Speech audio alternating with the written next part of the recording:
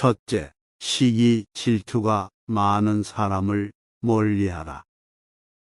나무는 제 손으로 가지를 꺾지 않지만 사람은 미움과 질투로 가까운 이들을 베어버립니다. 질투가 많은 사람을 멀리하세요.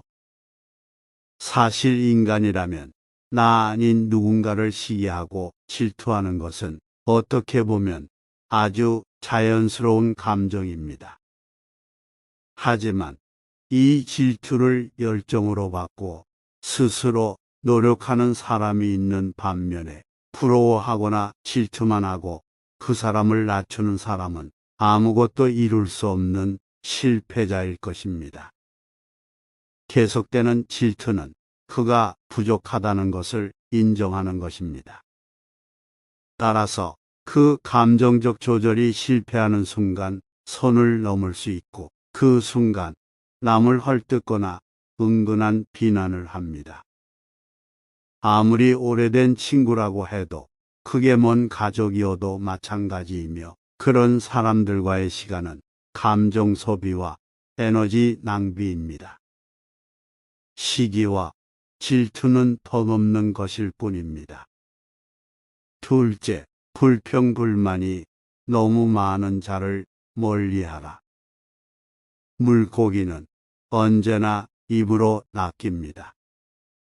사람도 입조심을 해야 하는 것은 마찬가지입니다.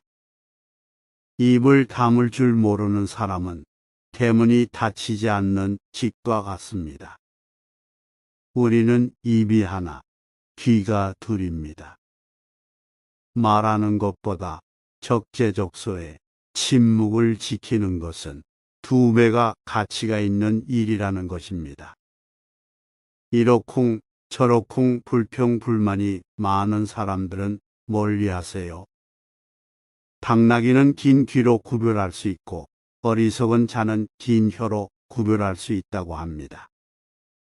만나고 나서 집에 왔는데 기분이 좋지 않거나 가치 있는 게 지친다면 나와 잘 맞지 않다는 신호일 것입니다.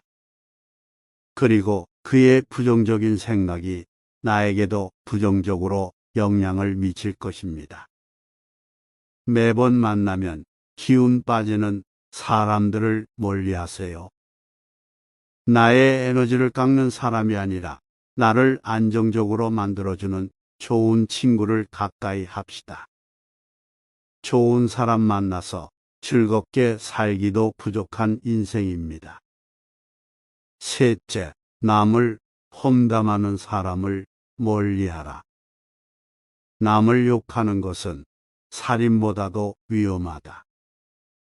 살인은 한 사람밖에 죽이지 않으나 험담은 험담을 한 자, 험담을 들은 자, 험담의 대상자 3사람을 죽인다고 하였습니다. 앞에서 남 욕하는 사람들은 다른 사람 앞에서 내 욕을 하고 있다고 생각하면 됩니다. 또 탈무드에서는 그 사람의 입장에 서기 전에는 절대로 그 사람을 욕하거나 책망하지 말라.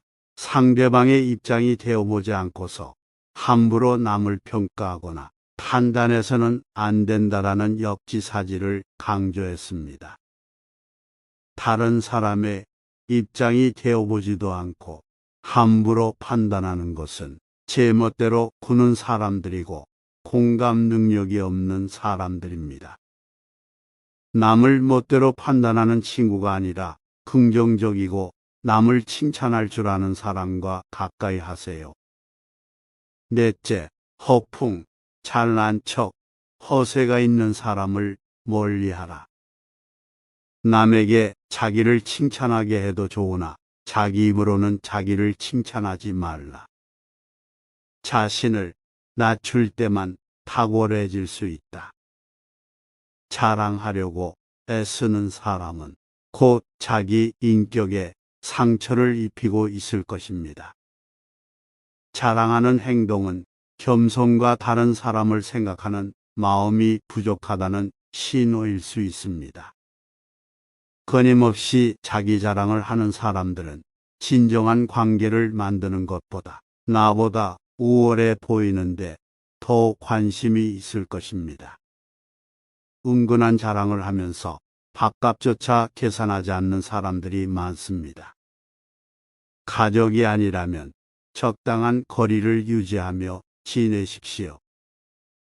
자랑보다 남의 말을 경청할 줄 아는 사람을 가까이 해보세요.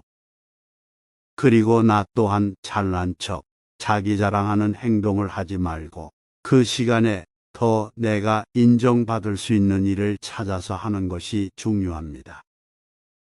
다섯째, 자기 생각만 맞다고 고집 부리는 사람을 멀리하라. 내 말이 맞고 너 말은 틀렸다 라고 생각하는 사람들의 특징은 남의 의견은 무시하며 귀를 기울이지도 않습니다. 또 자기가 최고이고 받는 게 당연하다 생각하며 상대방을 존중하지 않고 자기 권리만 내세울 줄 압니다. 위대한 학자라고 해서 상인이 될 수 없듯이 위대한 상인이라고 해서 학자가 될 수 없다. 보리, 이삭조차 서로 같은 것은 없다고 했습니다. 이렇듯 모든 사람은 다 다르고 생각하는 것도 다릅니다. 본인 말만 맞다고 고집하는 사람을 바꾸려고 노력할 필요가 없습니다. 내가 멀리하면 그뿐입니다. 여섯째, 고마움을 모르는 사람을 멀리하라. 고마움을 모르는 사람들 무엇을 해주든 보답하지 않는 사람들입니다. 속으로 나는 호의를 충분히 받을 만한 사람이다. 나는 자격이 있다. 호의는 당연한 권리이다.